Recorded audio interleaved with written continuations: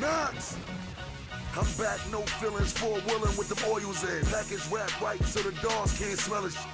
Talking crazy, but it's cool, I got them ladders in. I throw it, then reload it, crack a smile, then reload again. Yeah. I'm hoodie down, I'm gloved up.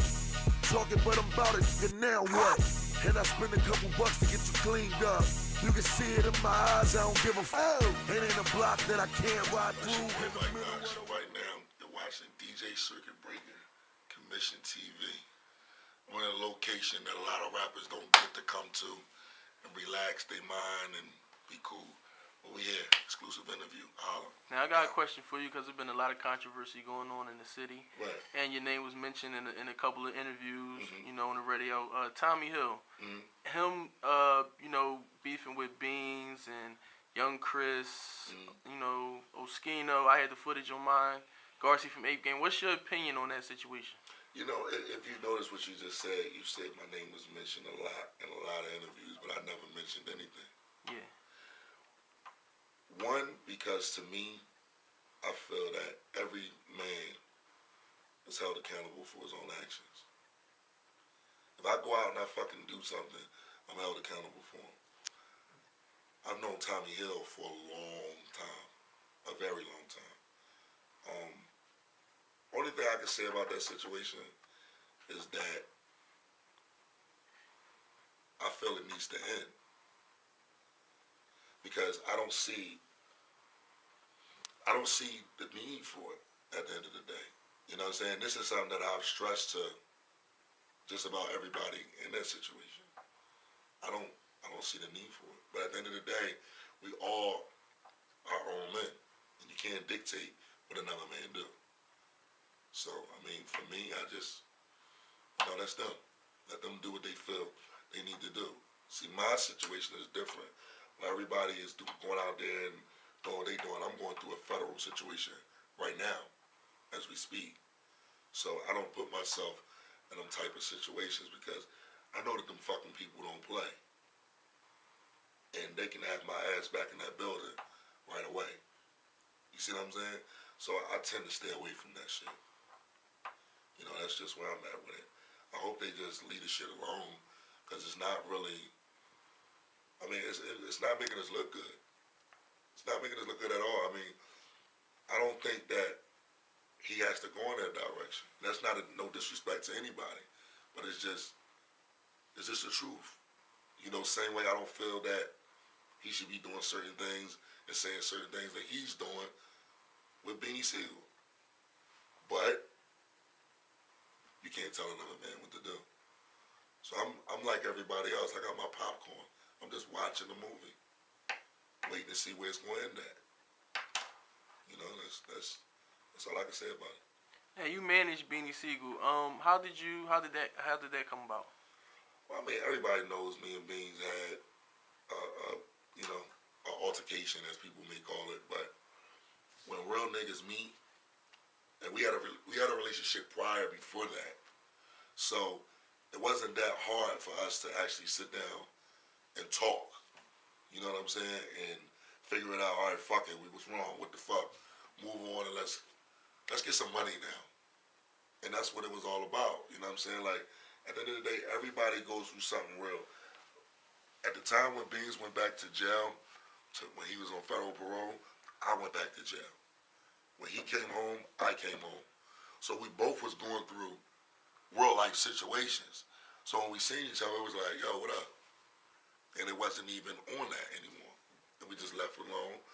And I just so happened to be with 50 Cent, and he asked about him. And I called him. And I said, yo, Five want to holler at you. And from there, everything else was just what it is now. We ain't stopped running since that day. Now, getting him on the Star and Buck Wild show, how did that come about? They actually wanted him to do that.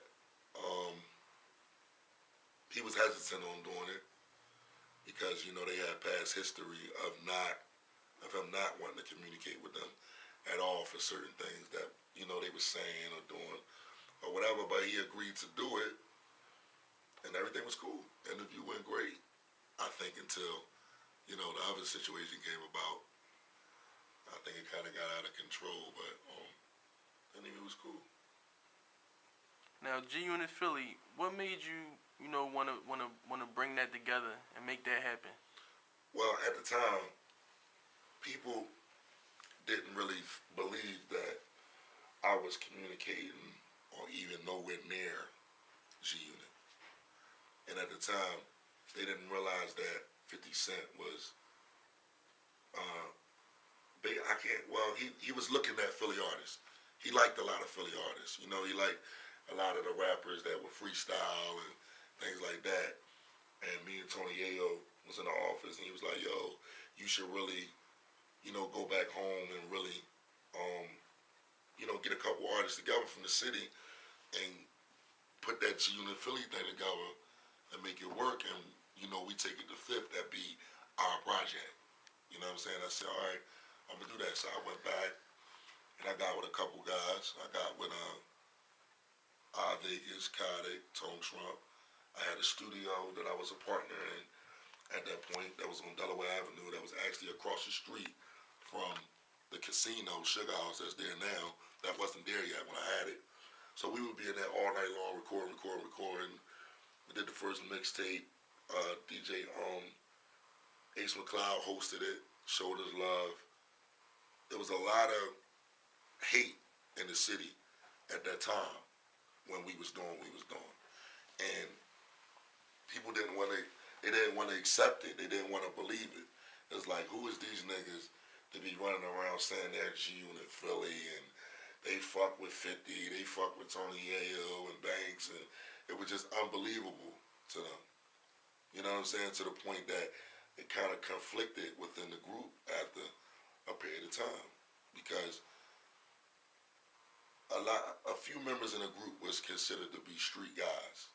So we was dealing with street situations. I was back and forth in and out of jail, fighting cases, and I was considered to be the front man for the situation. So a lot of shit fell on me, you know what I'm saying, that could have been prevented if I wasn't in situations that I was in. But when you a team, to me, loyalty is everything. Period. Bottom line, stand by your man no matter what. Fuck that. If y'all rocking together, y'all rock together. If we would have made $1 million together, we would always still standing. Period. I'm still here. I'm still me. You know what I'm saying? And people may feel their ways about what they think. He's not my boss, or why is he my boss? It's not about being your boss. At the end of the day, every crew has a front man. Every crew.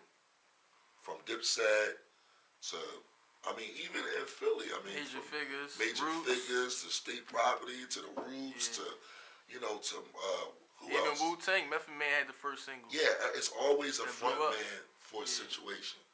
And even if you look at, Tone Trump right now at this point, Tone Trump's not doing anything wrong. He's doing everything that he know he should do from what we were doing. You know what I'm saying? It's just that he's doing it on his own now, and I'm proud of him. I don't feel no way about that. We talk here and there. We even got a record together. We just didn't let go yet. But I don't have no issue with them guys. I'm just at a point in my life right now where I'm focusing on me. I'm focusing on what I'm doing. You know what I'm saying? I felt like I opened my arms enough to a lot of different people. You know what I'm saying? So right now, it's just about me. What's your relationship with Tone Trump now? Do y'all still speak? Yeah. We've spoken a few times. We're cool. I haven't heard anything, in the media, but yeah, we good. From what I know. Could we expect the album soon? Yeah, I'm actually working now. I got a mixtape dropping with Cosby Kev in a matter of a week and a half. I'm working on the album now. I got some new records with Beanie Siegel, Freeway, Tony Yayo, Roy Banks. I got a lot of shit. Now, I seen, you put out a couple videos. Can we expect any more? Yeah, you can expect a video for every record off of this mixtape.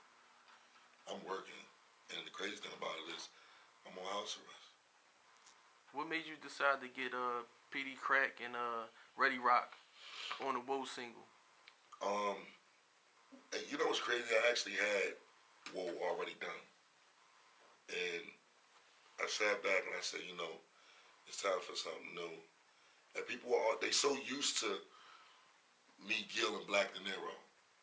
Like, they're used to that. Like, it's just about when they hear me, they know they're going to hear one or the other. You know what I'm saying? Yeah. So I was like, let me switch it up on this one.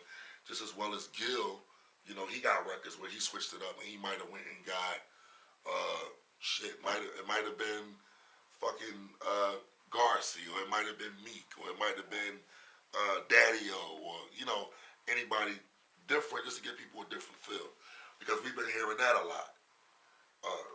Mike Knox, Gilly the Kid, Black De Niro, they got this thing locked, and it's just always them, and it's always them and Meek Mills. So we're trying to just let people see us do other things with other people. And the mixtape with Cosmic Kev, can you name, you know, the features that you got on there? I know you named a few just now, but you know, just to be clear. Freeway, I got 8Gang, I got Rayman. Well, I'm sorry, calling him Rayman. Issy. I have who else? Freeway. Who else? Who else I got on there? Yayo. Banks. Oh yeah, I got a kid L Black, him too. I got a few people on there, man. Cause I over-recorded for this one. You know what I'm saying? This one, it's called Just a Matter of Time. Cause I actually didn't. I started recording when I got released from jail. So, you know, I didn't want the records to be so built around that. At first I did. I wanted people to understand what I was going through. And then I turned around and I said, fuck it. I'm going to just give them what they really want. And I just started just exposing shit. So I did so many records to when I'm in the studio and my niggas is there, they like, yo, you got to put this one on there. And I'm like, all right. And then I play this one. They're like, yo, you got to put that one on there. And I said, all right, well, I'm going to pull this. They're like, no, you got to keep that one. So it's been hard. So I've recorded about maybe 40 to 50 joints right now, just for that. So what's your process when you're recording? Like, you know, how do you get ready? You know, what do you do when you're recording? Like, what's your process that you go through in the studio? I listen to beats a lot. It's a big process. I mean, shit got to be happening around me. I got to be able to take a ride. I got to be able to see shit. You know, I got to be able to have a couple homies over and kick it. You know what I'm saying? I might talk shit for a few hours, but the beat might be playing and I'll be writing in my head while I'm talking shit. And I'll say, yo, I'm ready. Come on. And I'll knock the shit out. But my process of recording, I don't write raps. You know what I'm saying? Everything comes off of my head. And I never sleep.